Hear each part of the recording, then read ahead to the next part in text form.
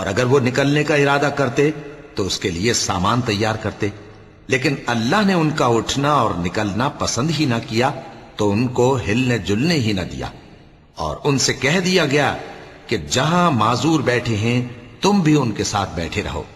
اگر وہ تم میں شامل ہو کر نکل بھی کھڑے ہوتے تو تمہارے درمیان شرارت کرتے اور تم میں فساد ڈلوانے کی غرض سے دوڑے دوڑے پھرتے، اور تم میں ان کے جاسوس بھی ہیں، اور اللہ ظالموں کو خوب جانتا ہے۔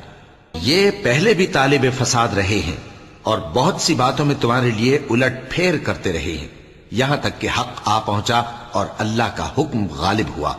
اور وہ برا مانتے ہی رہ گئے۔ اور ان میں کوئی ایسا بھی ہے جو کہتا ہے کہ مجھے تو اجازت ہی دیجئے اور آفت میں نہ ڈالیے۔ دیکھو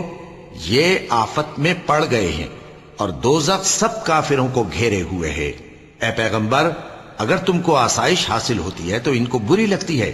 اور اگر تم پر کوئی مشکل آ پڑتی ہے تو کہتے ہیں کہ ہم نے اپنا کام پہلے ہی درست کر لیا تھا، اور خوشیاں مناتے لوٹ جاتے ہیں۔